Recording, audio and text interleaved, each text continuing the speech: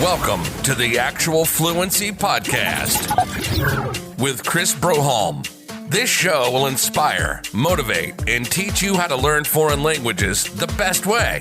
On this show, you'll hear incredible stories from amazing language learners who've learned 5 to 10, even 30 plus languages, as well as industry experts who help shape modern language learning through innovation and research. As we dive into language learning methods, techniques, and apps, you'll quickly discover what works and what doesn't.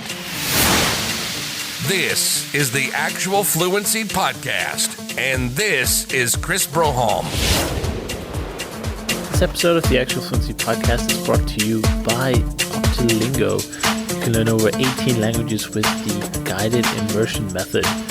For your free lesson, just go to optilingo.com. That's optilingo.com.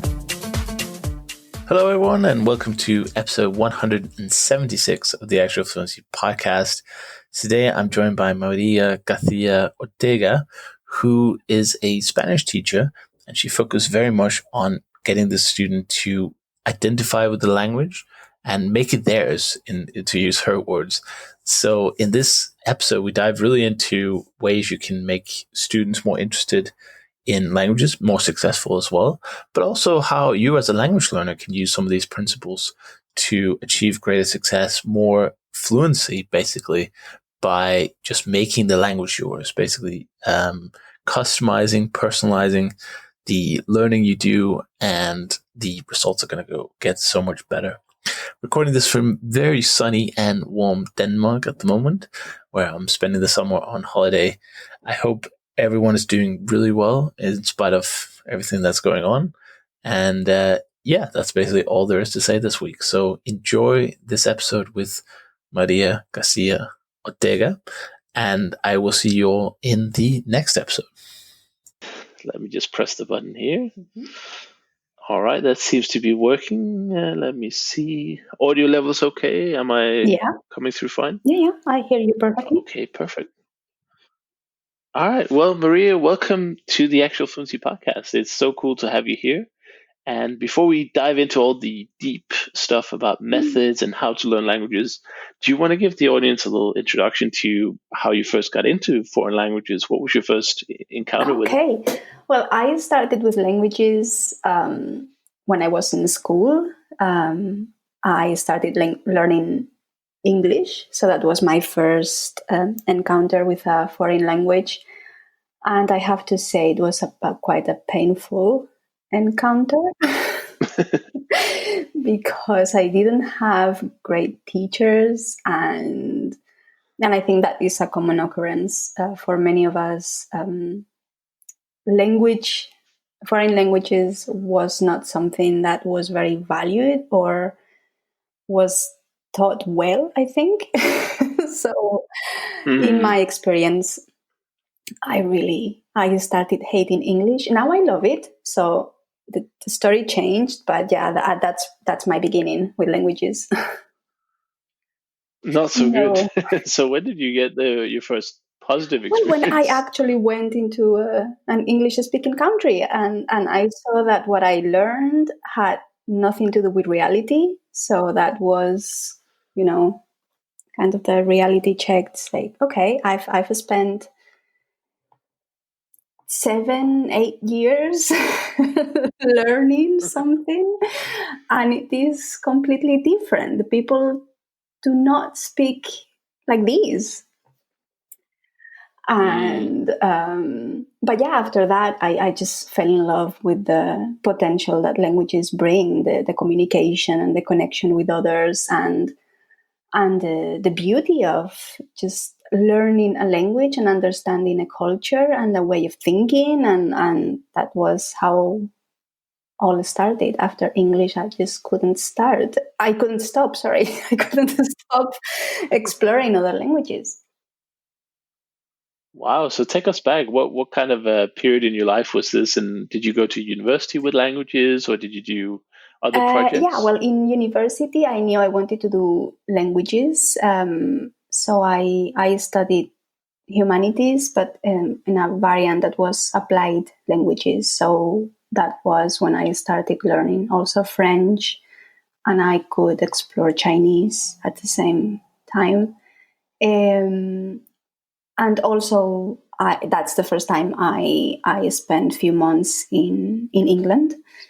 And that's when I realized that languages are much more interesting than what I felt in high school or school. But yeah. But that's super cool. I mean, that's a big eye opener to go abroad. And have you stayed abroad for many years, or did you go back and forth, or how was that experience for you? 2 months I spent abroad for the first time in England, as I said, opened the gate for me to a new world. I fell in love with languages, but I also fell in love with traveling. So obviously over my college years, I stayed put. But right after I finished college, I started traveling, and I was a nomad for a few years. So I took my backpack with me and abandoned and sold all my belongings. Wow. And spent, I don't know how long it was, about 5 years, I think, around 5 years traveling nonstop. And then around 2016, I think it was, around that time, I just decided that I missed calling home, like finding a place to call home. And I wanted to settle down somewhere, and that place was Ireland. Wow, cool. So you're in the Republic of Ireland, and very nice. I'm over the UK, so just on the other side. And yeah, traveling the world, that's something that I know a lot of the listeners are really keen on as well.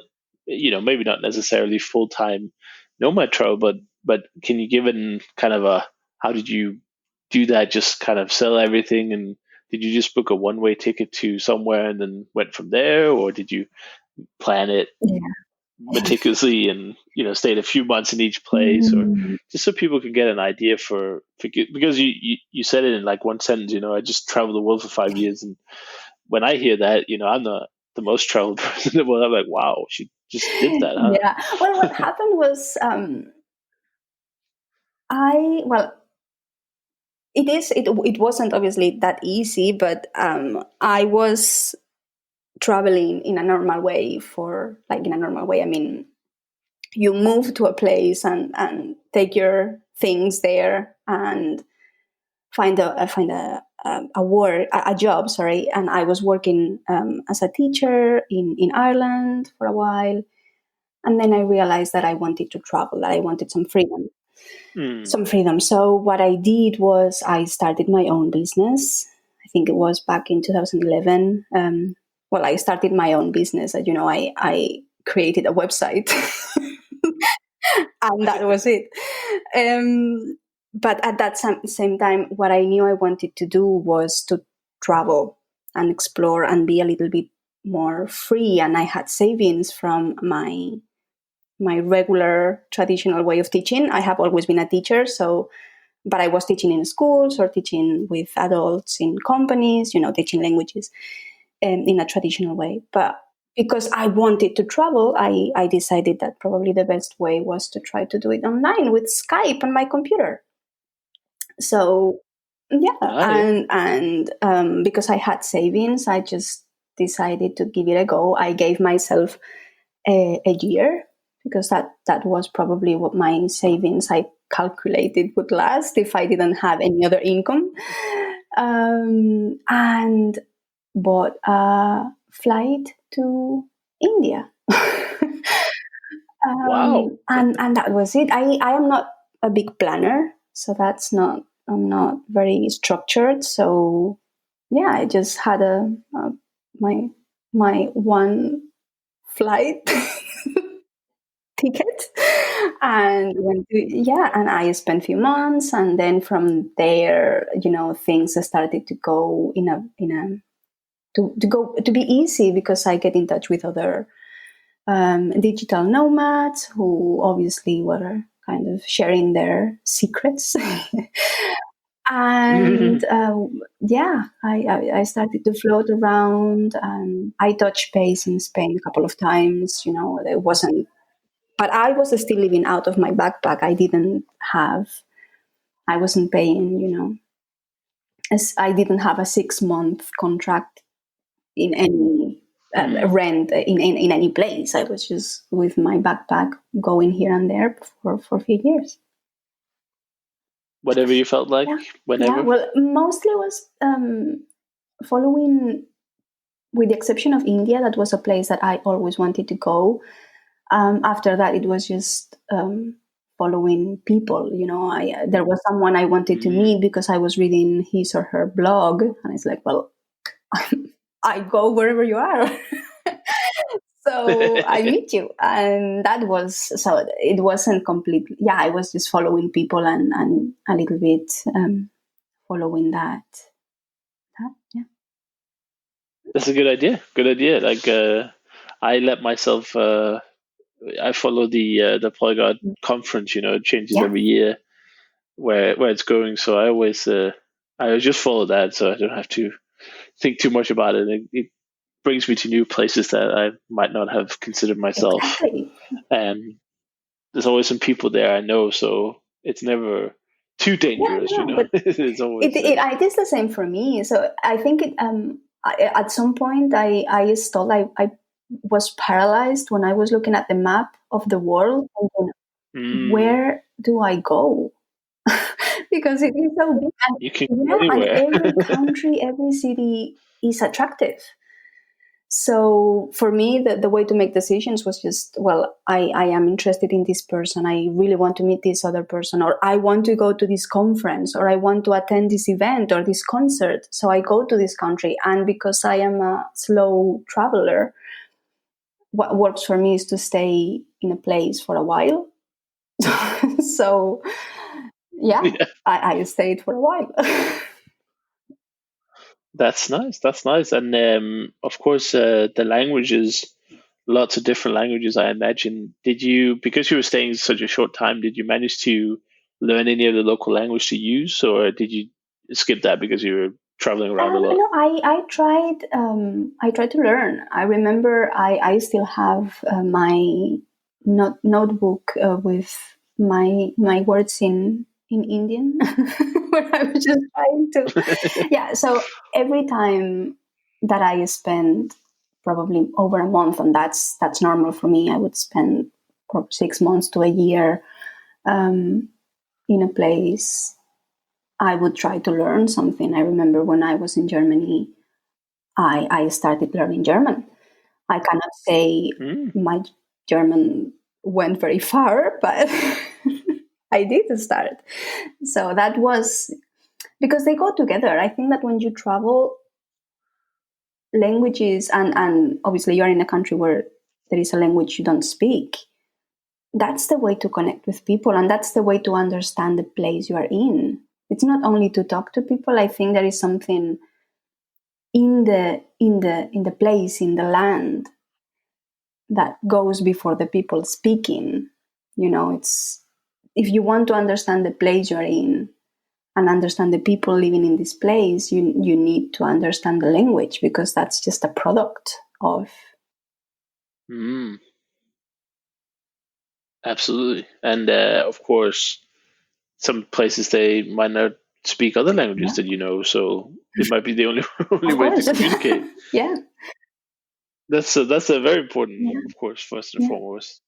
Fantastic. Well, I'm really excited to hear that, and I know that a lot of people, like I said, listen, are also interested in traveling, and obviously now it's a little bit difficult, but hopefully it will come back at some point.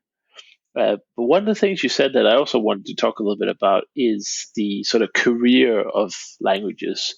So you studied languages in university, and you kind of decided that was going to be your career.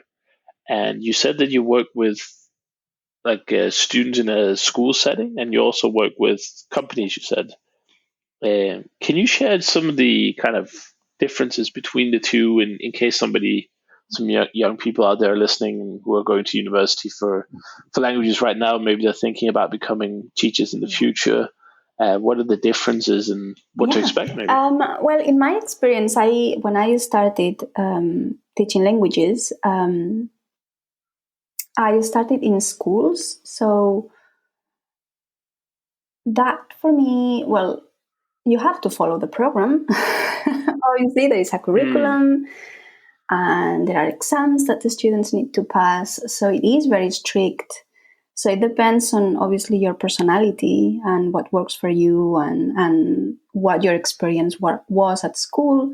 Because teaching a language in school, it is, I find, very limited. So the teachers, they cannot really sometimes follow the students' needs because they have to complete a curriculum. Yeah, so, and they have to follow a textbook that has been decided probably not by the teachers themselves.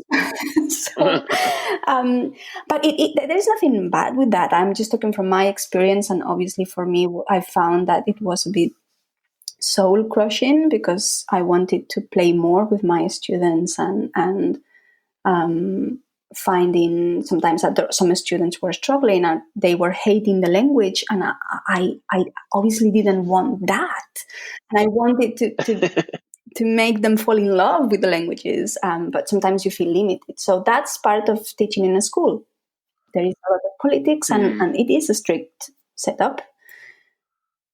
That's what most people do, isn't it? When they become teachers, that's the biggest place that most teachers go to teach in schools because they need so many language teachers. And there's nothing wrong with that. You learn how to teach as well. You need practice, and that's a way to practice your teaching because it's good because you have the support of other teachers that are there. And I remember I learned a lot from other teachers when I started. I am a very shy person and I am also an introvert. So when I put myself in front of, the first time I put myself in front of a classroom of, I don't know, it was big classroom in France. I remember was, I don't know, 20, 25 teenagers. I don't know. That was really hard. And it was hard for a few weeks.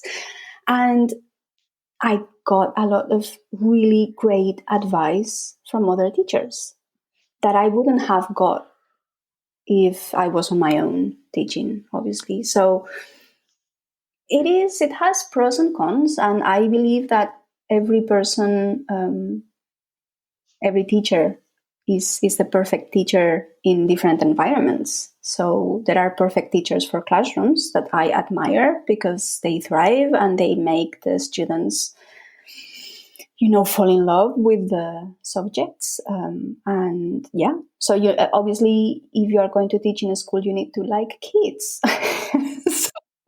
Right. That's a big one. It is really important. And in my case, I feel more comfortable with adults. And that's something that I learned because I was teaching in a school for a while. Otherwise, I wouldn't have probably learned. So then I went to teach in School of Languages. That's for adults. So I was teaching in companies. So I would go to a company to teach the workers, the staff. This is the Actual Fluency Podcast with Chris Broholm. Make sure to join the Actual Fluency email club by going to actualfluency.com/join. We'll be right back after these messages.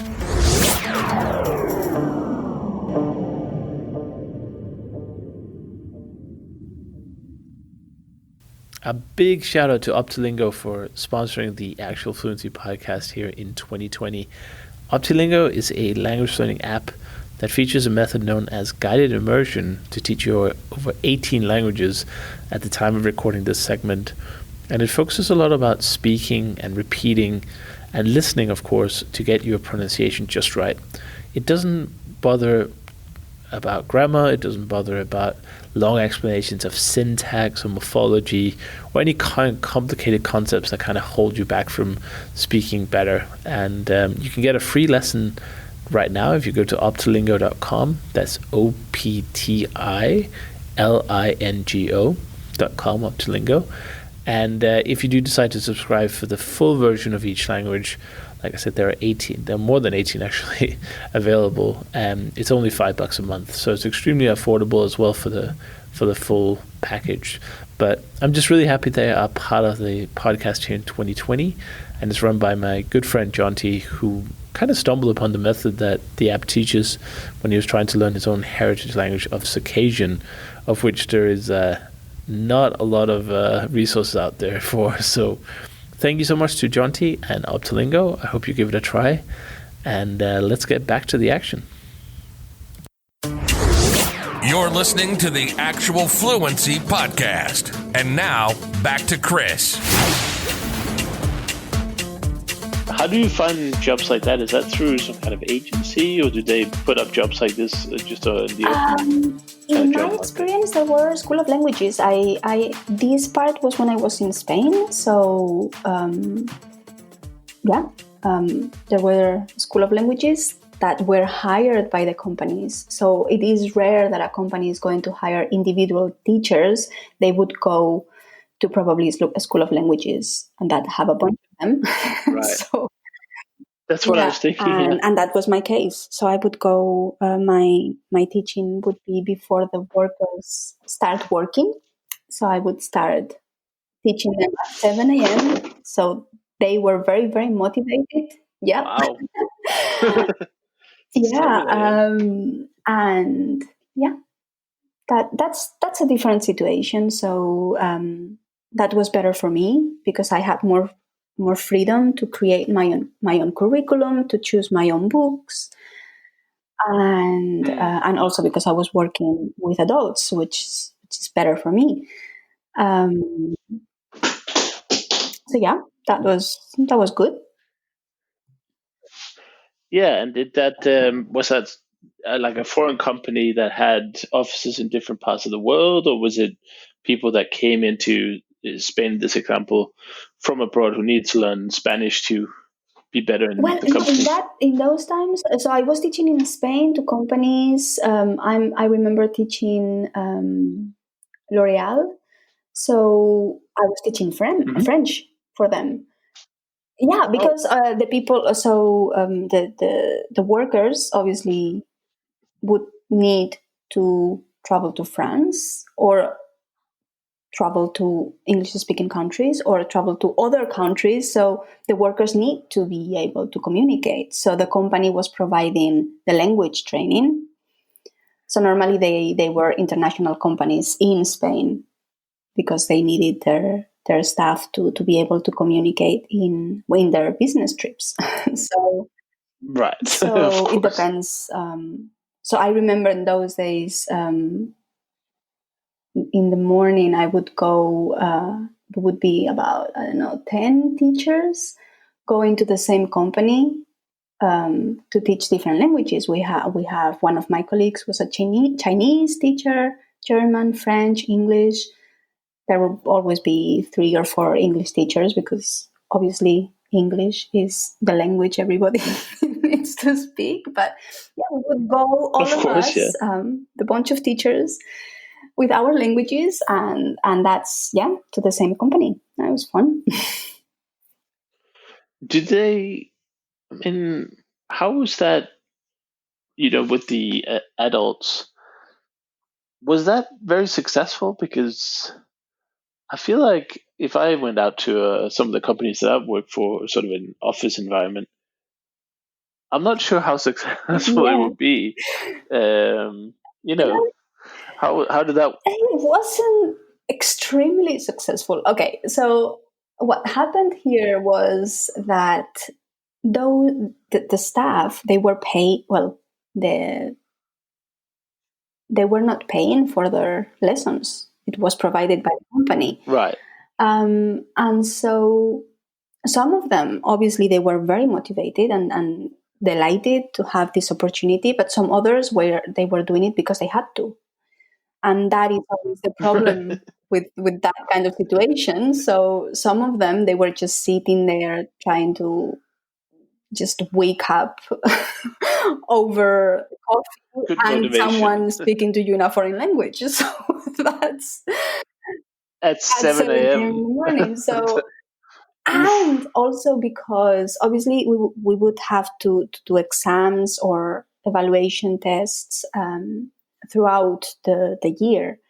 But what happened there is that the company, in a way, put a lot of pressure on us teachers on always letting the student pass, because it would look bad otherwise. This is not school, they're adults, and so there were some people who really took advantage of this opportunity, but not always, and it's understandable. So Yeah.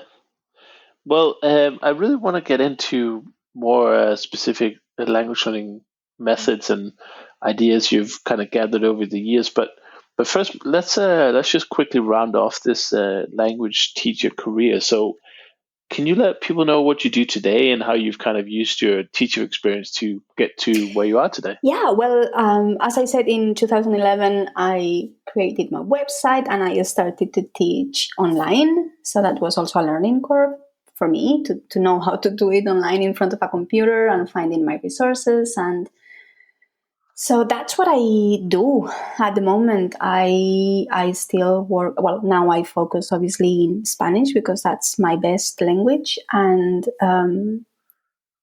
I try to do it in a way that feels playful and that feels meaningful, because that's what I experienced with my students and with myself, that sometimes you learn a language as something that is out there, that is something you want to get to. But for me, always that felt quite strange. It's like, well, why is this? Why am I seeing English, for example, as something that's not mine? That's not mine to play with all these rules. And so for me, all these years of teaching have evolved into a very playful kind of thing. I want my students to have fun with the language, to lose a certain respect for the language. I know that may sound weird, but I want the student not take it too seriously, maybe. Just to see the language as something that belongs to them. So if you decided to learn Spanish or French or whatever language you want to learn, it's for you to play with. You are allowed to write sentences that are grammatically incorrect, but there is a place for everything. Yeah. In the same way that a kid would learn making mistakes and making noises, and there is a space, I think there is a place for play, for fun, and I think that's a great way to really internalize a language, because we are really good at learning languages in a very serious, structured way, but I think we are not as good as the other side of the coin, which is writing poetry, creating songs, making noises, and playing with the language. What creates emotion? What makes you believe the language, or what makes you understand that the language is for you, is yours to do whatever you want with it. But isn't that also part of the problem that in schools, primarily, the language that is taught is very much reading first based? So you kind of learn vocabulary, you learn grammatical rules, and you learn how to read, and you learn some pronunciation, but the natural kind of dialogue and everyday speech is really not practiced very much, which is kind of like the language you actually need first. So you can kind of make a lot of mistakes by, let's say, learning just a few phrases, and then you will you will fix those mistakes as you go along, and you'll get feedback. And whereas if you just do the kind of school method, the old school method, you never get to a point where you can speak because you want to be perfect first, which of course nobody is. So that's what I think anyway, that the schools really create this kind of no speaking environment, because you can't have 26 students speaking, then you'd spend 10 hours doing one sentence. Yeah, and also, but even with the speaking, which I totally agree with what you said. That in schools there is no speaking. I remember memorizing conversations. Like, I don't know if you did that in school, but I remember memorizing dialogues from a book to reproduce in front of my teacher. That was my speaking practice, which is obviously pointless. Anyway, but No, we didn't even do that, honestly. We just read dialogues. I don't think we ever memorized. Yeah, I them. remember I can't memorizing. I remember remember that. memorizing a dialogue about an umbrella and raining. It was just pointless and painful. Anyway, but even with the speaking, I think there is,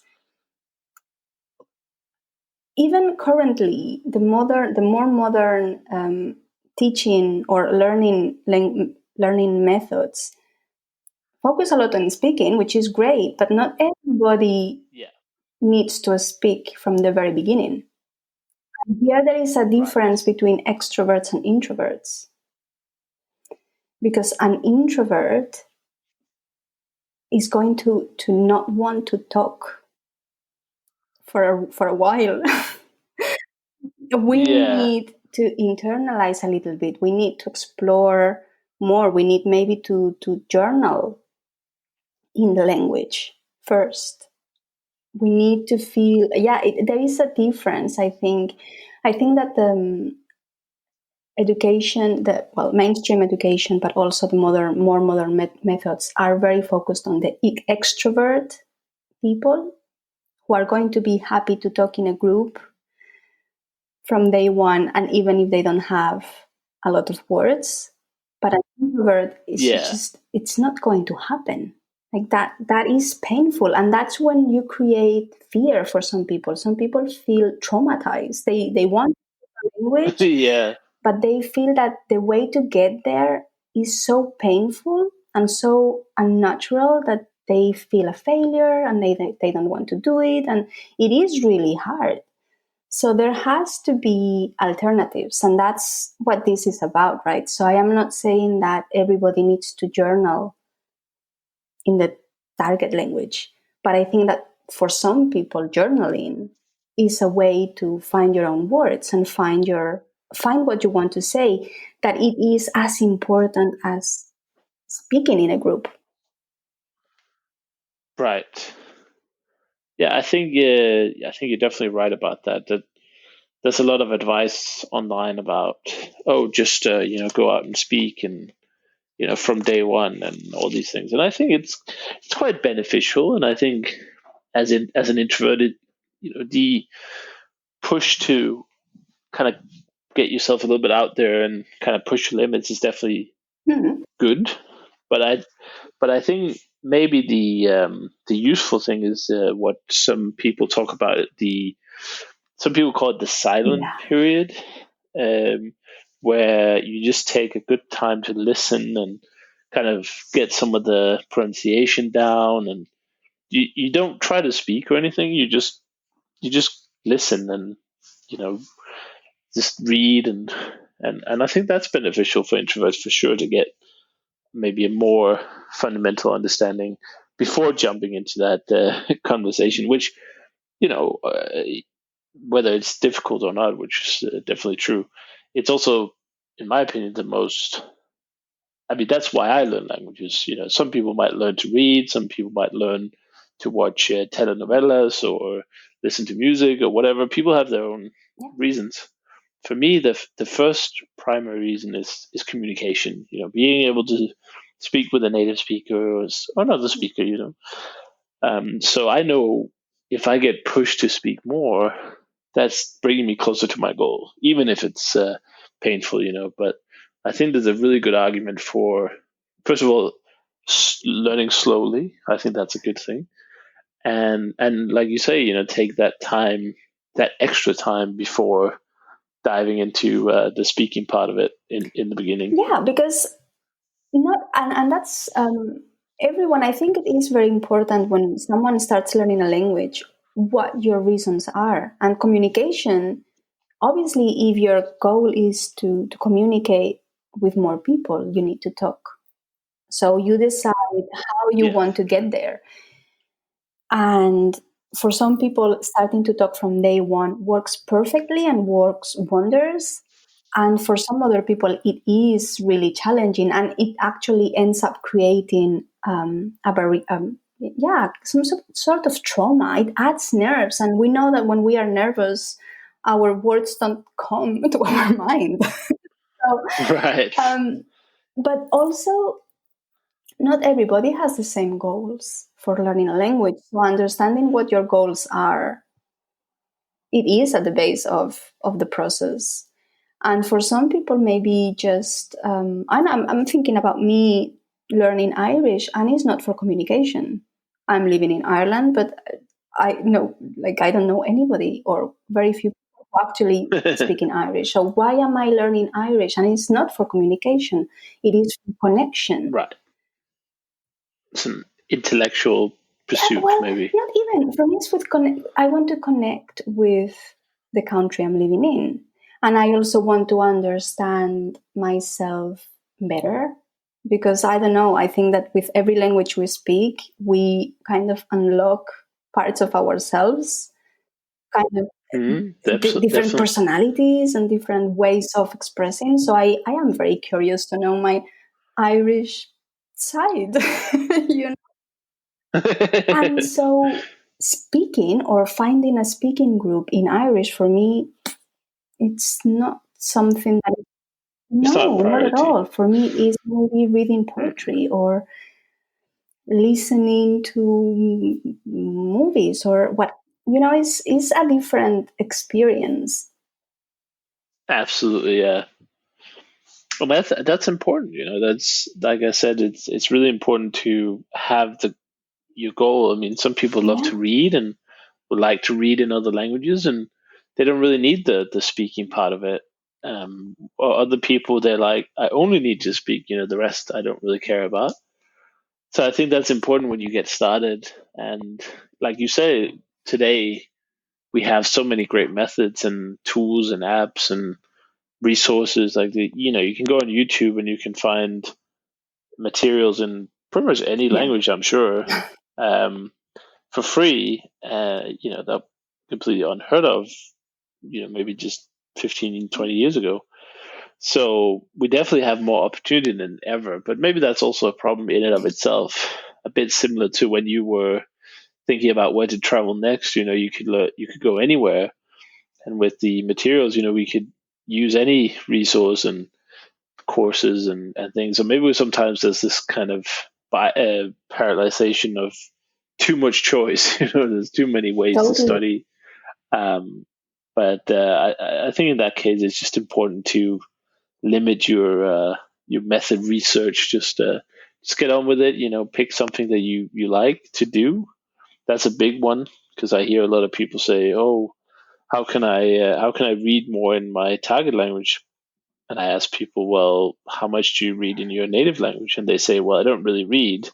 I'm like, "Well, why do you why do Crazy. you think you're going to read in L2 if you're not reading in L1?" But some part somewhere along the way, we were brought up to think that studying is through books. In school, it's all about the textbook, Yeah. right? So when we're adults, it's like we expect that to kind of continue, and reading books. It's just something we've heard, I guess. It's not Yeah. necessarily good. It's not necessarily bad either. I'm not No. saying that.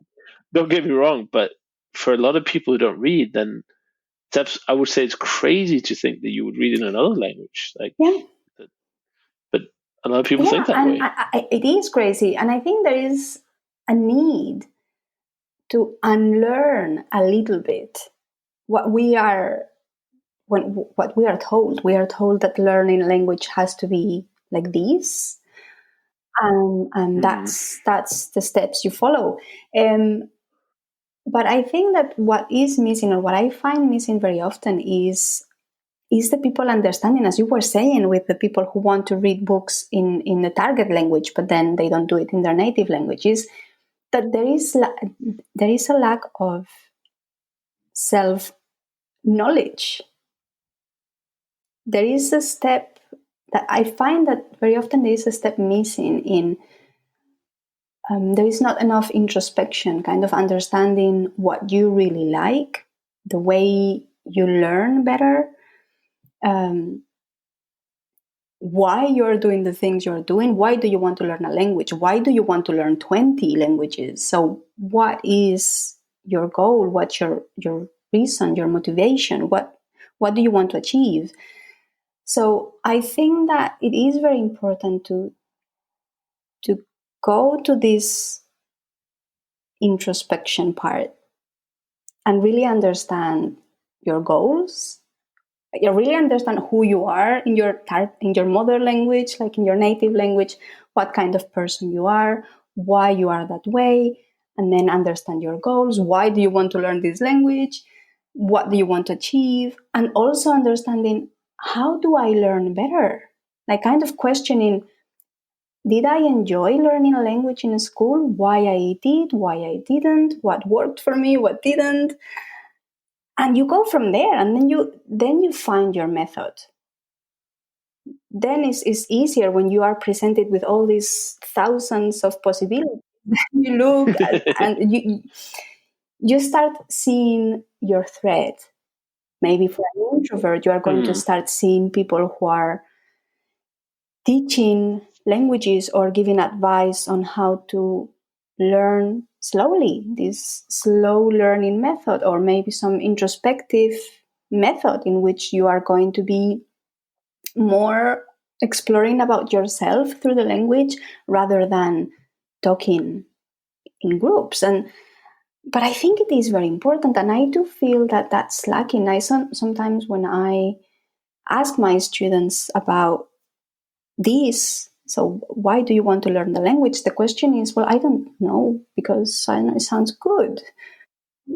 And that's fine, but is that enough reason for you to keep you through the hard times? Yeah. It's the I don't think so, personally. I think that you can have very small, quote unquote, reasons. Like just the desire to learn another language, I think can be enough. But you have to be very aware of it going into it, that it is a long journey and it's a lot of work. So you're not just gonna learn it in a weekend or something. And the more reasons you do have, and sometimes you can actually find them after as well. You might find that once you might make really good friends with the teacher, or you want to stay in touch with them, or you go on holiday to the country and you really like it, or there's some reason afterwards that you like, okay, this makes a lot of sense, and kind of confirms to you that this is a good idea. But yeah, motivation is a big one, because it's such a long task to learn. Even languages that are very similar to one's own still takes hundreds and hundreds of hours to get anywhere good at. It's a commitment. It's a big job. It's for the way I understand this is like starting a relationship. I see languages as they were my partners. Like if I am committing to you, I know I'm going to be spending time. Like it is, in a way, it's a way of life.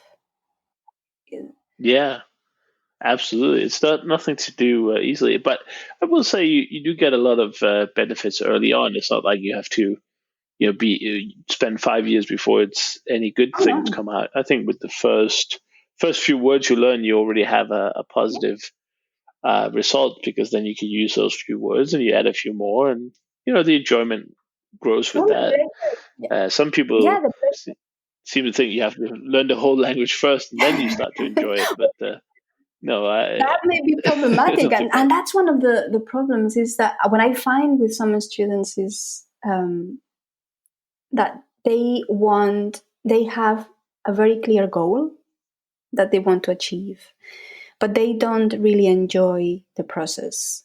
And that's the problem. Right.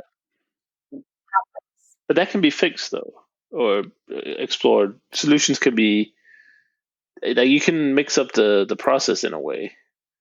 So it's better to have a bad process and good motivation than a good process and no motivation, because the motivation will always trump the method. I feel like if you want it bad enough, you'll make it happen no matter what. I agree, kind of, but not completely, because if you have this goal, so you want to be able to have conversations with people, that's your goal, but you don't enjoy learning the language in any, like, if you don't enjoy learning, if you resent the time that you are giving up to the language, I think it is quite painful. Like, I think it is quite sad.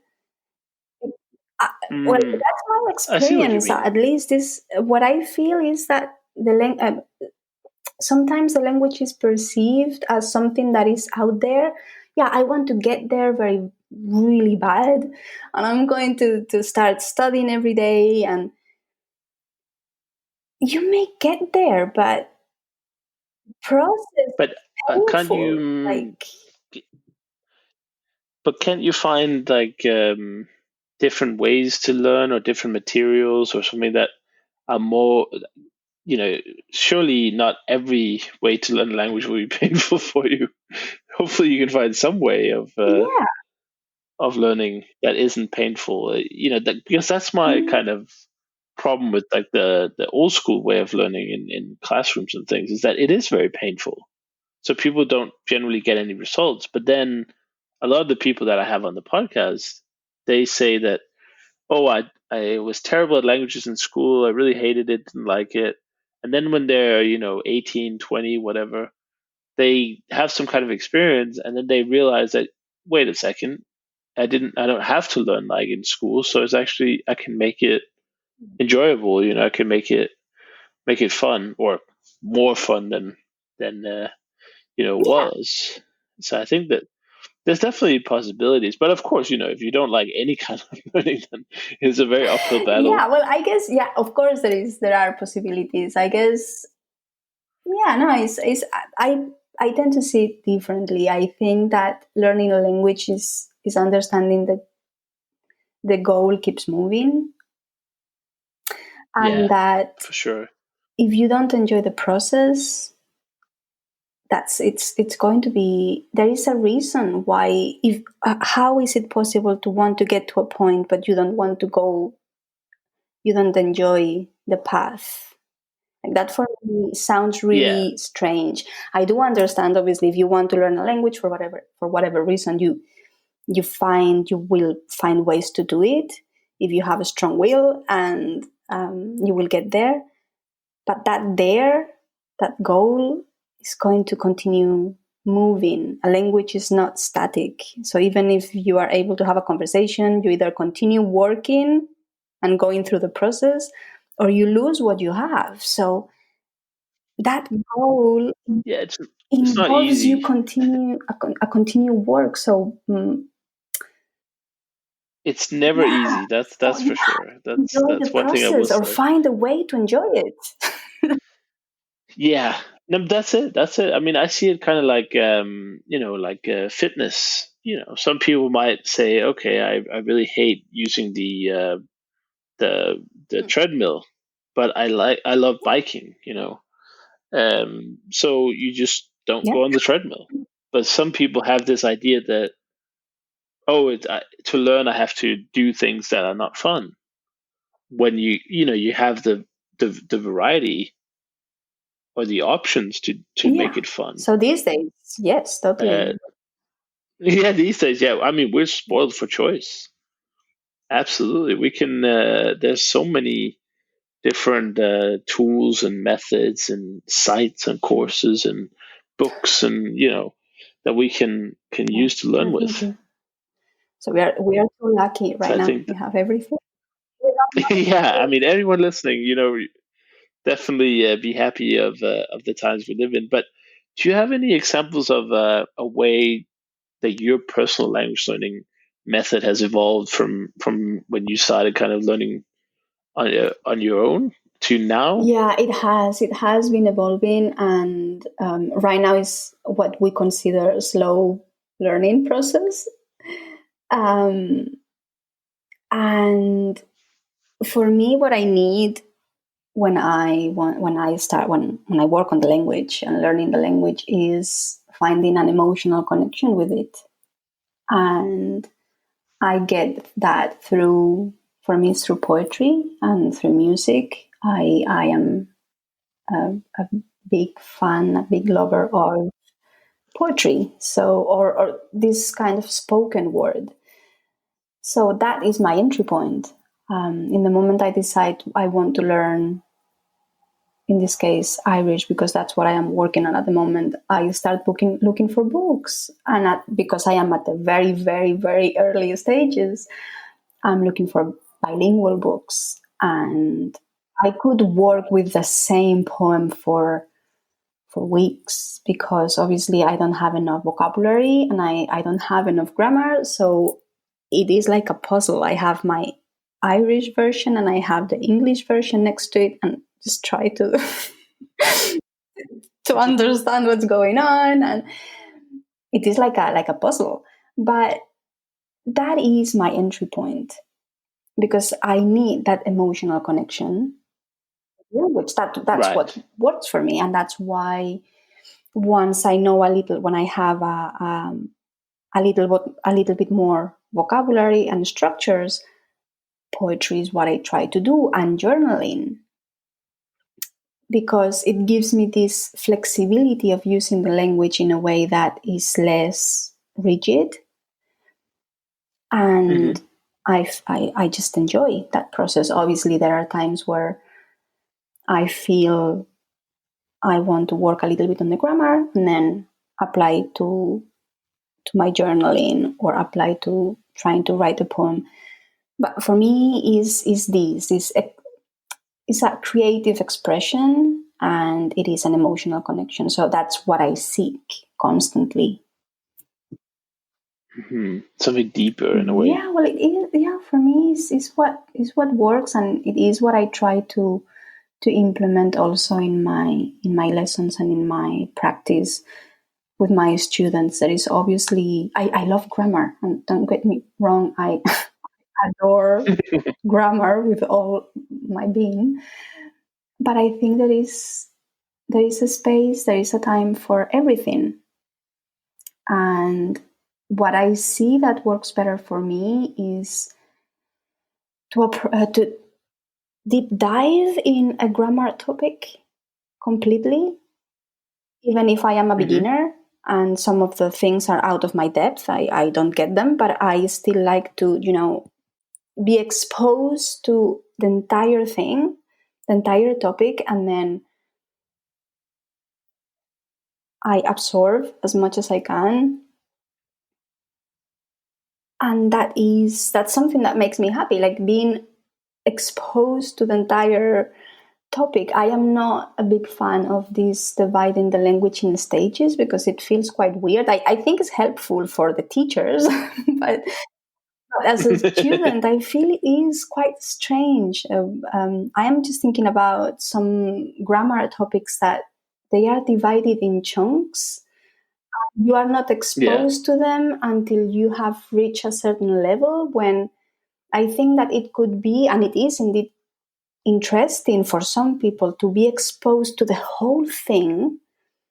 Just read about it or watch several videos about it, or whatever method works for you, and get as much as you can, and then revisit after a while. Like I am, I think that my method, if we have to describe it, is not linear. It's like a circular. It's a spiral. You just revisiting topics and go back to the same things over and over again, and find that you are understanding more and more. But that sounds great. That's like putting yourself into the subject matter and really diving deep, and not kind of the opposite would be learning touristy phrases, for instance. That would be kind of the opposite as I see it. That's really kind of a shallow way. Nothing against that. That's a good method if you just want to get to speak quickly. But so how does that reflect on your teaching? Has the way you teach languages changed a lot over the years, Yeah, or it have you has. It tried has. to? Okay, tell me Well, about it. I now some of the things I am doing, along with what I was talking about, delving deep in a point in a topic. I have, for example, created, these major topics for my students, which are always the subjunctive, Spanish subjunctive, the difference between ser and estar, and the past tenses, right?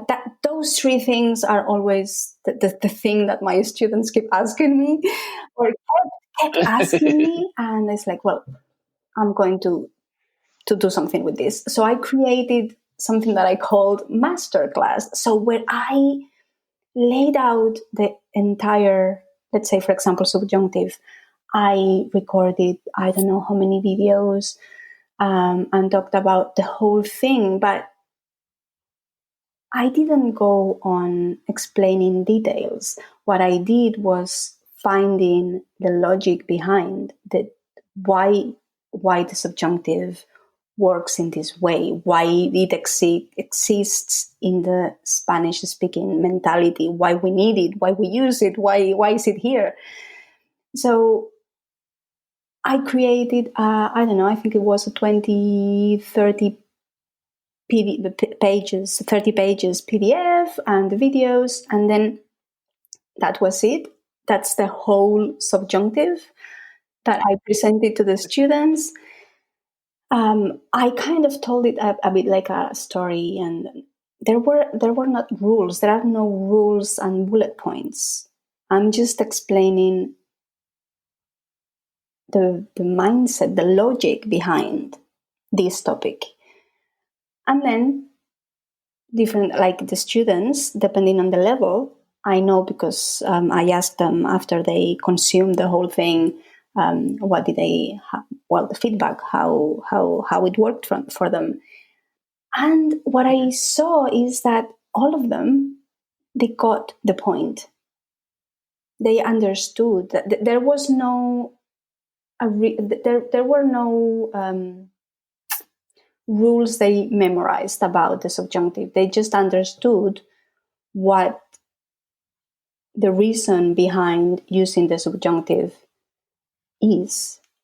And that doesn't mean that they can always use it correctly, obviously not, because that's practice, and that's the second part. First you understand why it's happening, and then you put it in practice, and then that takes time, and that's a slow process. But I know that even for the very beginners, that they were scared. They were thinking, but I am an A2. I am not supposed to be learning subjunctive. And I said, well, let's give it a try. Let's see what happens. They got it, because why wouldn't they? Like, they understood Right. why subjunctive exists. And what happens is that they start using it in their simple sentences, because, of course, they still have a beginner level. They don't have a huge amount of vocabulary, but they start using it and it makes sense to them. And I know that some of them over time, they have revisited the course and they have done it again, and they are understanding more deeply with each time that they do the course. And I obviously give them opportunity to practice. My practice is always around journaling, because I like that. So I like to create, these questions that are going to prompt the use of this certain grammar topic, in this case subjunctive, for example, and to creative writing with them.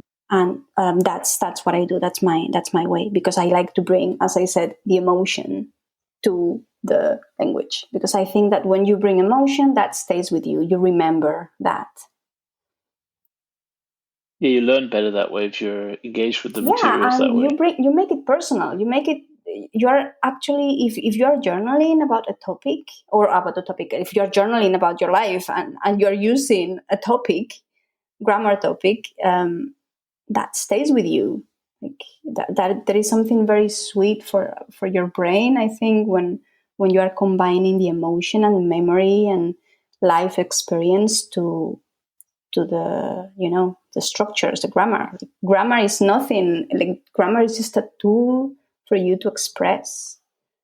So as long as you are Right. expressing, that's going to stay with you in a way. So yeah. Yeah, well, there are also some personality types that really like to dig into stuff like that. Really kind of nerd it out a bit. Not to put a negative on it or anything. In the most positive way possible. You sit down, you kind of go deep in the material, even though, like you say, they might not really find much use for it yet, because you're probably not making too many subjunctive sentences if you're just starting to learn the language. But down the line, it will become apparent and useful at a later stage. So I think that's really cool. But I guess the fundamental, if any potential teachers out there as well, it's do something you're passionate about yourself, because you're kind of the best advertiser of your own method. Yeah. And the other thing is adjust it to the student. So if the student loves is introverted, extroverted, or other things, you can adapt it to their needs, right? Yeah, well, but it is what, as we were saying before, there are so many things available that I don't think that a teacher needs to adapt to the student. It's just that there is a perfect teacher for each student at this point. Right. In my case, I know I am a better teacher for a student who likes and is comfortable with introspection, for Mm-hmm. and I know that I connect less with a student who wants to talk about politics, or who wants to talk about the news, but not about themselves. I feel uncomfortable, and I can create conversation. And obviously, I have been teaching like that before, but there is a disconnection. So what I've done is, Mm. for these students, I can recommend teachers who are perfect for you, but I am perfect for a student who is comfortable with poetry, who enjoys reading poetry, or who enjoys introspection, basically. So Right. I can Well, adapt, that's good. but do I need? And is it the best for both parts? If I do, I don't know. Right. There's so Yeah, many if someone teachers. is perfect and it is super passionate about talking about certain topics, we'll go with that person. You know? Right. Yeah. Well, it sounds like good advice. I mean, if you go online, you can certainly find tons and tons of teachers. So you should never have to have one that doesn't really Yeah, you appeal find to you. affinity. I think that, and with social media, kind of, you get to know the person, right? So you Yeah, know, or their yeah, introduction or the way video. they talk and what they talk about. And so my job as a teacher is to talk about what I do and the way I do it, and as much as I can. So for any student out there who feels, oh, I write poetry in my native language, I would like to see how it goes to Mm, do that in Spanish, or what my voice is in another language. Well, then I am your girl. But that's that, perfect. and Yeah. that's the beauty of social media, right? You get to know the person, and you see and you feel how that person talks to your heart. So it is, for me, I think that the key is that it's not a rational decision made with your intellect. Sometimes it's a hard decision. get a vibe of the person, and it's like, oh, I really connect with this person. I know I like the way this person expresses and what she says, and so that probably is a good teacher, is a good fit. Perfect. Well, thank you so much, and thank you for sharing your philosophies and experiences with languages. Just a final question: where can people find out more about you, or maybe get that work on the subjunctive? I'm sure that people out there listening are like, "Oh, I've been struggling with this subjunctive for a long time." So let people know where they can find you and learn more. Well, I am my website is my full name, so Maria Ortega Garcia.com, and I am also in Instagram under the same name, maria.ortega.garcia, and that's those are my two favorite platforms, so everything is in there. Perfect. Well, I'll make sure that's in the description of the episode if you're listening on a podcast player, and you can also check it on the website actualfluency.com, where you'll also be able to see these links and any other links that we talked about. So thank you so much, Maria. Really enjoyed the conversation today. I hope people got some inspiration to travel the world and teach languages and of course, learn languages. Thank you very much for having me. It's a pleasure. Pleasure's all mine. Okay. This episode was brought to you by Optilingo. Learn over 18 languages through guided immersion by going to www.optilingo.com. That's OPTILINGO.com.